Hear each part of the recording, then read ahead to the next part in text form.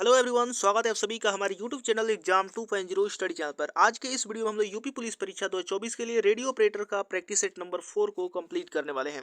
इससे पहले हमने 3 सेट लगा लिया है। अगर आपने उसे नहीं देखा है तो उसका लिंक डिस्क्रिप्शन में मिल जाएगा, आप वहां से देख सकते हैं।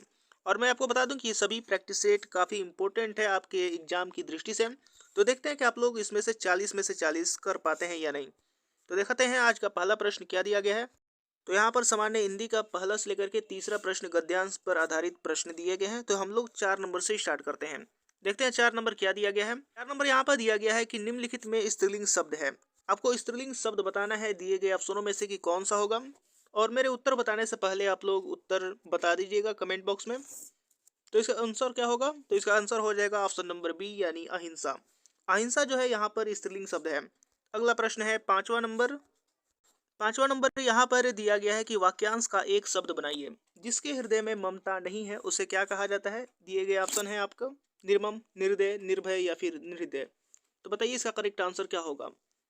तो इसका करेक्ट आंसर हो जाएगा ऑप्शन नंबर ए यानी निर्मम। निर्मम कहा जाता है जिसके हृदय में ममता नहीं है। अगला प्रश्न यहाँ पर 6 नंबर दिया गया है कि निम्नलिखित में से कौन सा शब्द स्त्रीलिंग में प्रयुक्त होता है।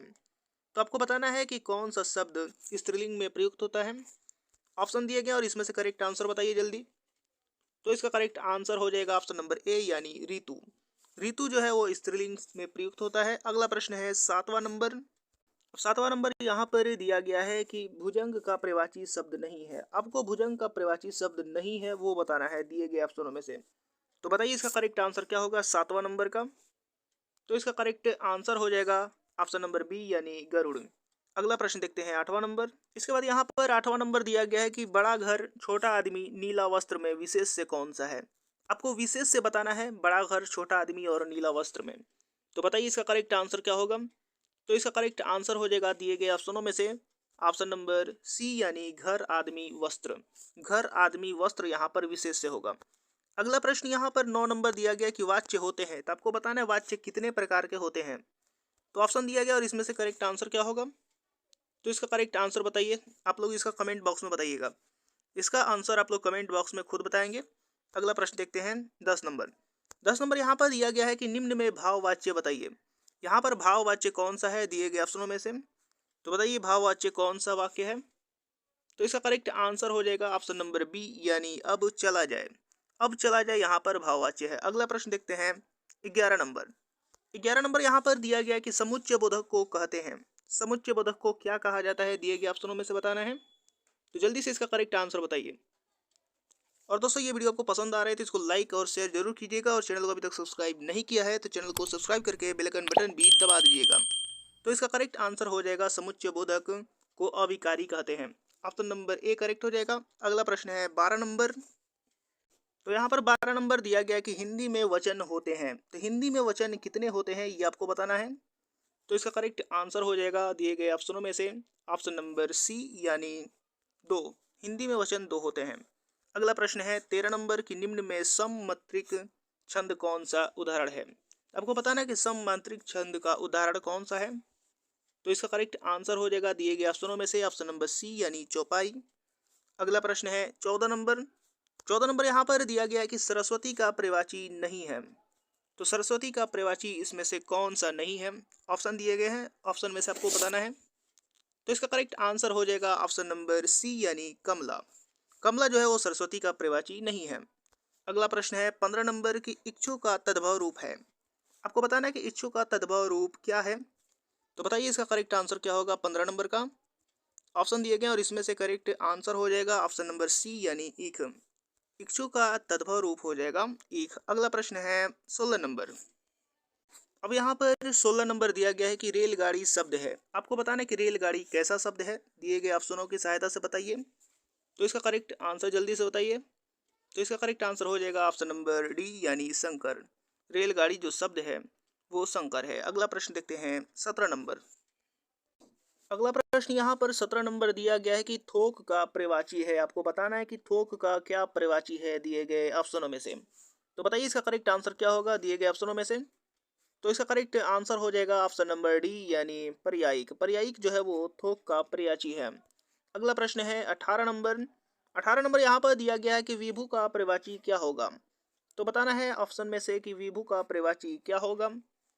तो इसका करेक्ट आंसर हो जाएगा दिए गए ऑप्शनों में से ऑप्शन नंबर ए यानी सर्वव्यापक नित्य। अगला प्रश्न है 19 नंबर। 19 नंबर यहाँ पर दिया गया कि व्यास का विलोम शब्द है। व्यास का विलोम शब्द बताना है दिए गए ऑप्शनों में से। तो बताइए इसका करेक्ट आंसर। तो इसका करेक्ट आंसर हो जाएगा व्यास का विलोम शब्द समास होता है। अगला प्रश्न देखते हैं 20 नंबर। इसके बाद यहाँ पर 20 नंबर दिया गया है कि छक्का पंजा करना मुहावरे का सही अर्थ क्या है। तो बताना है कि छक्का पंजा करना मुहावरे का सही अर्थ क्या है। तो इसका करेक्ट आंसर क्या होगा दिए गए ऑप्शनों में से बताना है। तो इसका करेक्ट आंसर हो जाएगा ऑप्शन नंबर बी यानी ओछी हरकत से कार्य सिद्ध करना। अगला प्रश्न 21 नंबर की ओर बढ़ते हैं। 21 नंबर यहाँ पर दिया गया है कि अधिमानता में प्रयुक्त उपसर्ग बताइए। तो बताना है अधिमानता में उपसर्ग कौन सा है। तो ऑप्शन दिए गए और इसमें से करेक्ट आंसर बताइए। तो इसका करेक्ट आंसर हो जाएगा ऑप्शन नंबर सी यानी अधि। अगला प्रश्न 22 नंबर यहाँ पर दिया गया है कि दिए गए वाक्य में एक शब्द रेखांकित है, उस शब्द में प्रयुक्त उपसर्ग किस कोटि का है चिन्हित कीजिए। यहाँ पर वाक्य दिया गया कि विद्यालय का उप प्रधानाचार्य जिम्मेदार व्यक्ति होता है। तो यहाँ पर उप प्रधानाचार्य का जो उपसर्ग है यहाँ पर उप वो किस कोटि का है ये बताना है। तो ऑप्शन देख लेते हैं पहले। तो ऑप्शन यहाँ पर दिया गया और इसमें से करेक्ट आंसर हो जाएगा दिए गए ऑप्शनों में से ऑप्शन नंबर ए यानी तत्सम उपसर्ग। अगला प्रश्न देखते हैं 23 नंबर। 23 नंबर यहाँ पर दिया गया है प्रत्यय होता है। तो आपको बताना है कि प्रत्यय क्या होता है दिए गए ऑप्शनों की सहायता से। तो इसका करेक्ट आंसर बताइए। तो इसका करेक्ट आंसर हो जाएगा ऑप्शन नंबर ए यानी शब्दांश होता है। अगला प्रश्न 24 नंबर यहाँ पर दिया गया है कि निम्नलिखित में कौन सा विलोम युग्म त्रुटिपूर्ण है। आपको बताना है कि विलोम युग्म जो दिया गया है ऑप्शन में से वो त्रुटिपूर्ण है। तो इसका करेक्ट आंसर हो जाएगा ऑप्शन नंबर सी यानी उन्नति अवगत। अगला प्रश्न देखते हैं 25 नंबर। 25 नंबर यहाँ पर दिया गया है कि प्रयोग के आधार पर शब्द भेद हैं। तो आपको बताना है कि प्रयोग के आधार पर शब्द के कितने भेद हैं। तो इसका करेक्ट आंसर हो जाएगा दिए गए ऑप्शनों में से ऑप्शन नंबर ए यानी 2 भेद हैं। अगला प्रश्न है 26 नंबर। 26 नंबर यहाँ पर दिया गया कि पनही शब्द का तत्सम रूप बताइए। तो ऑप्शन दिए गए और इसमें से करेक्ट आंसर बताना है। तो पनही शब्द का तत्सम रूप हो जाएगा ऑप्शन नंबर डी यानी उपाना। अगला प्रश्न 27 नंबर दिया गया है कि उद्यान का शुद्ध वर्ण विच्छेद कीजिए। उद्यान का शुद्ध वर्ण विच्छेद करना है। ऑप्शन दिया गया यहाँ पर आपको इसी ऑप्शन में से बताना है कि कौन सा करेक्ट होगा।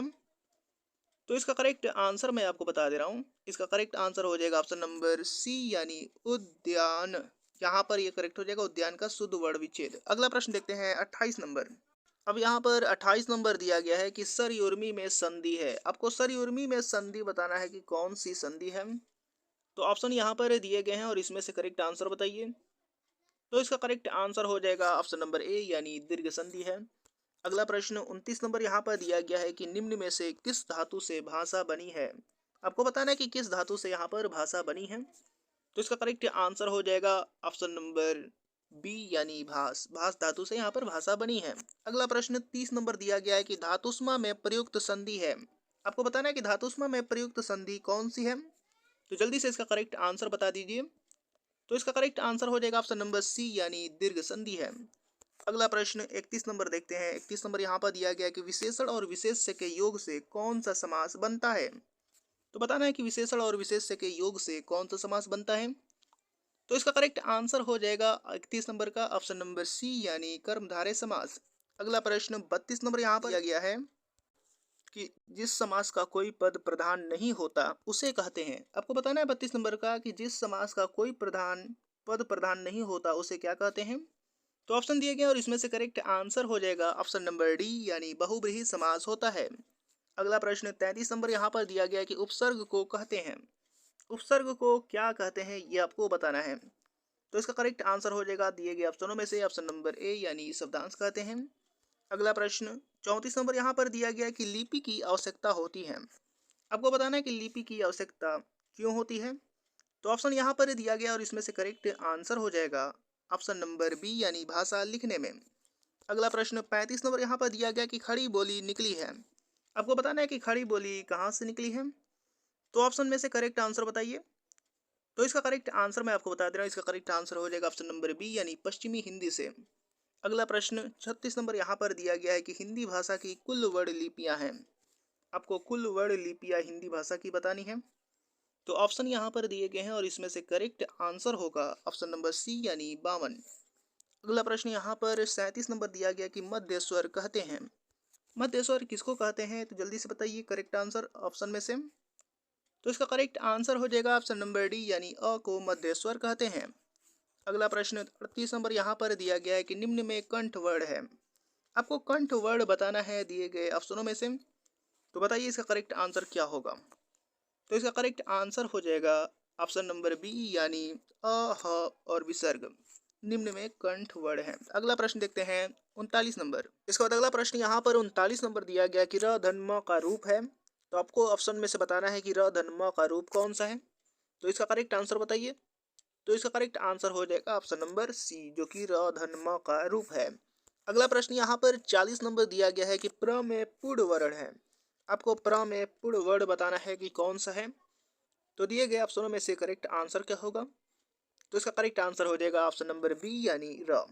तो उम्मीद करता हूँ कि वीडियो आपको पसंद आया होगा और आप लोगों ने जितना भी स्कोर किया आप लोग कमेंट बॉक्स में ज़रूर बताइएगा जो भी आपका स्कोर रहा। और अगर आप इसी तरीके के और भी नए वीडियो चाहते हैं देखने के लिए तो हमारे चैनल के साथ जुड़े रहिए और चैनल को अभी तक सब्सक्राइब नहीं किया है तो चैनल को सब्सक्राइब करके बेल आइकन बटन भी दबा दीजिए। तो मिलते हैं अगले वीडियो में अगले प्रैक्टिस सेट के साथ।